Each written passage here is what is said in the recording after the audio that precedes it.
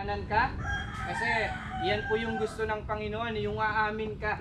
Hindi ka magtuturo ng iba, kundi aminin mo na makasalanan ka. Panginoon, makasalanan po ako at hindi ko kayang iligtas yung sarili ko. Okay? Pangalawang B, A, B, C. Tatlo po ito eh. Admit. Pangalawa yung B, believe. Sumampalataya po tayo, manampalataya tayo sa Panginoon. Hindi sa ating sarili, hindi sa simbahan o kung sino man, kundi sa Panginoong Jesucristo. And then yung confess.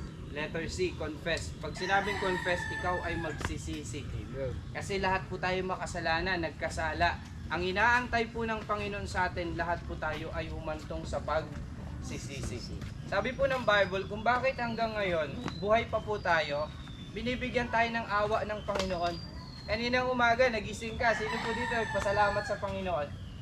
Lord, salamat po sa panibagong araw. Ayun, di ba?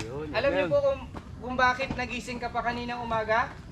Tawag po doon, awa po ng Panginoon. Bakit awa? Kasi kapag namatay ka, na hindi mo pa tinanggap si Jesus, automatic papunta ka doon sa impyerno.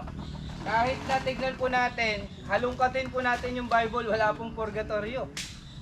Dalawa lang po, langit o impyerno. Ang problema po, sabi ng Bible, and as it is appointed unto men once to die. Pagtapos ng kamatayan, ano na po? But after this, the judgment. Paghuhukom agad. Aharap ka agad sa Panginoon. Napakahirap. Kung aharap ka sa Panginoon, handa ka na ba? Handa na po ba tayo? Pag tayo po kasi namatay, automatic, haharap na tayo sa Kanya. So sana maging handa po ang lahat. Sa pamamagitan po kung tinanggap mo si Jesus bilang tagapagligtas. Amen? So tanggapin mo siya, aminin mong makasalanan ka. Panginoon, tinatanggap kita bilang tagapagligtas. Maghari ka sa buhay ko. Humingi ako ng tawad sa mga kasalanan ko. Iligtas mo ako. Sabi ng Bible, last verse, Romans chapter 10 verse 13. Sino man ang tumawag sa pangalan ng Panginoon ay maliligtas. Ngayon po ang tanong, kailan ka tatawag sa Panginoon? Ngayon o kapag kahuli na ang lahat? Madalas kasi sinasabi ng tao, saka na po, Pastor, saka na kami lalapit, di ba? Paano kung patay ka na? Paano kung nasa impyerno ka na, doon ka palang tatawag sa Panginoon? Maalala mo, ano ngayon? July 5? July 5, naalala ko July 5, merong nangangaral. Hindi ko tinanggap si Jesus, nandun ka na sa impyerno, umiiyak ka na doon, sumisigaw ka, humingi ka ng tulong. Diba? Kailan mo gagawin? Kailan ka tatawag sa Panginoon? Ngayon po yun sana. Sabi ng Bible, ngayon ang araw ng kaligtasan. Tanggapin mo si Jesus bilang tagapagligtas. Tayo po'y mananalangin, lahat po tayo pumikit at mananalangin po tayo. So magkaroon po tayo ng maikling invitation. Habang nakapikit ang lahat, tignan mo yung sarili mo, hindi yung katabi mo o kung sino man. So kanina tinanong ko po kayo, kung ikaw ay datna ng kamatayan at hindi ka pa sigurado sa iyong kaligtasan o hindi mo alam kung sa langit ka ba pupunta, ngayon, habang ikaw ay nakapikit, pwede kang tumawag sa Panginoon. Panginoon, makasalanan po ako, hindi ko kayang iligtas yung sarili ko. Alam ko sa sarili ko na patungo ko sa impyerno. Ngayon, Panginoon, binubuksan ko ang aking puso. Tinatanggap kita bilang tagapagligtas. Maghari ka sa buhay ko. So tayo po'y mananalangin. Kung yan yung panalangin mo, maaari mo ba itaas ang iyong kanang kamay? Amen? Salamat po. Merong nanalangin sa Panginoon, tumawag sa Panginoon. Tayo po'y mananalangin. Dakilan Diyos, aming Ama, salamat Panginoon sa kaligtasan na minsan nyo na pong ginawa, Panginoon, doon po sa krus ng Kalbaryo. Lord, kami po sana yung mamamatay doon. Kami po sana yung pahihirapan. Ngunit kinuha nyo na po yung hirap, Panginoon. At ginawa nyo na po, ikaw po ay namatay, nilibing, at muling nabuhay. Para kami, Panginoon, bigyan po ng buhay na walang hanggan. Kung kami po ay sasampalataya, Panginoon, sa iyo. Dalangin ko po, Panginoon, ang bawat isa na nakapakinig ng iyong pong salita, Panginoon. I pray na tanggapin ka po nila bilang tagapagligtas. Salamat Lord dahil gumagawa po kayo ng mga paraan. Lord, napakahirap po i-gather ng mga tao. Ngunit salamat Lord, ngayon pong umaga, nandito po kami, nagsama-sama Panginoon upang mapagsaluhan po.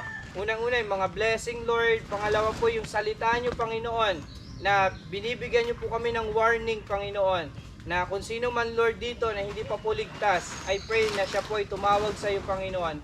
Marami pong salamat, Panginoon, sa iyong kabutihan, sa iyong awa at biyaya, Panginoon. Minamahal ka po namin sapagkat una niyo po kaming minahal. Ito po ang aming dalangin, pasasalamat sa pangalan ng aming Panginoong Jesus. Amen. Salamat po sa bawat isa at may God bless us all. Amen. Sige po. Amen. Palakpakan po natin yung Panginoon. Meron tayong blessing.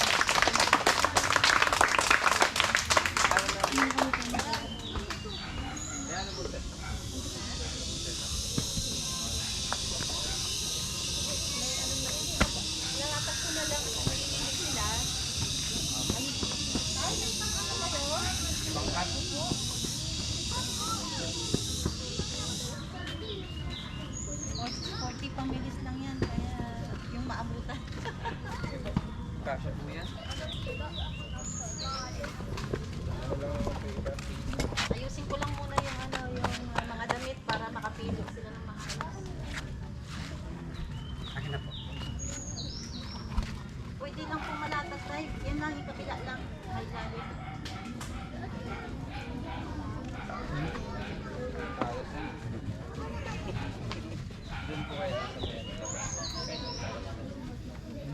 Sa helmet yung sa baba.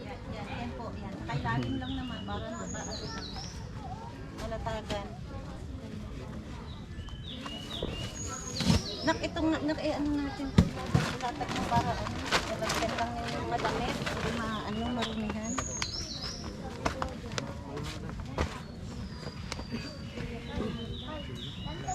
Dali lang po ha, kasi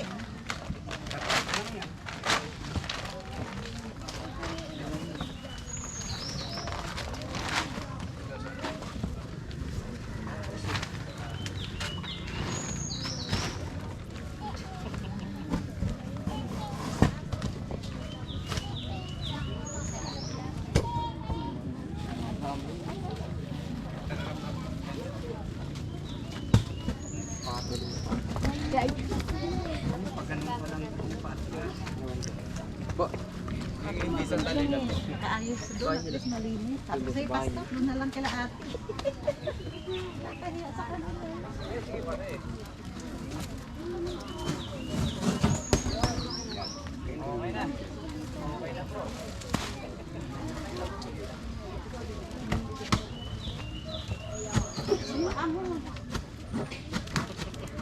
Talim ah. Yan mo na, buka mo na.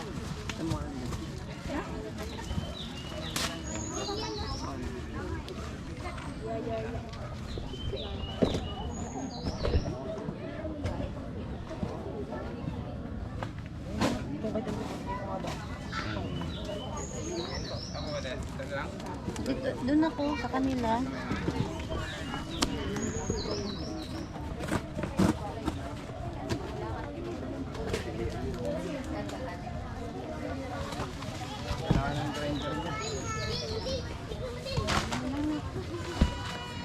Dan, dan.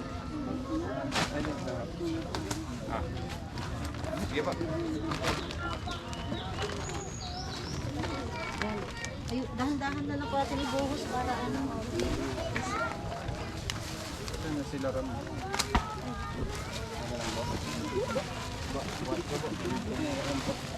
Ay, sira na.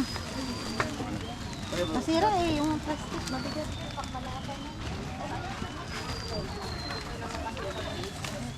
Hoy!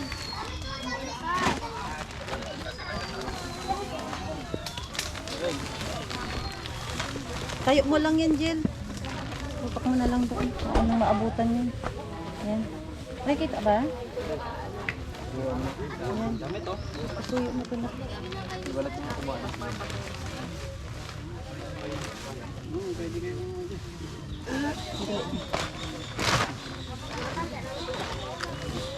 Buksan mo yan, laruan yan.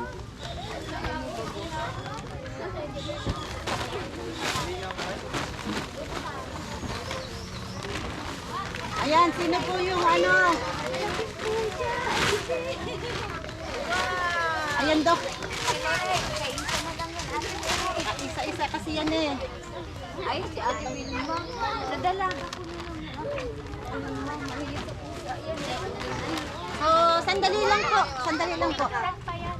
Sandali lang, sandali lang. Ayusin lang muna. Mamaya, okay, kuha kayo doon. Ay, dito bumaba. Diyan ka bumaba. Sapin natin yung iba yan. Oh, ito. Dahil doon pa, mayroon. Wala na ba? Wala na pala.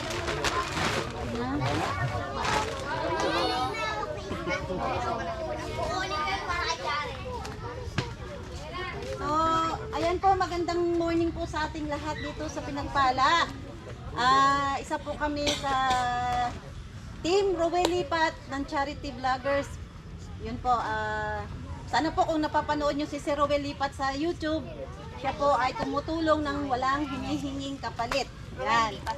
Under po ako sa kanya at maswerte po tayo at tuwing uwi ko ay nakakapagpadala siya ng tulong sa atin kahit sa konting ano lang po bagay.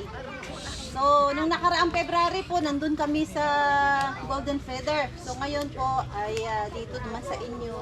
Sana po ay mapasaya namin kayo sa konting nakayanan ng aming team. Ayan po, sa pangalan po ng Team Rowel Lipat ay pagsasaluhan po natin ang konting biyaya na aming nakayanan. Ayan. Para po sa 14 pamilya, sa isang pamilya ay isa po siguro. Ayan. At ito po ay unli, kayo na pong bahalang pumili ng gusto nyo. Ayan. Salamat po. Enjoy!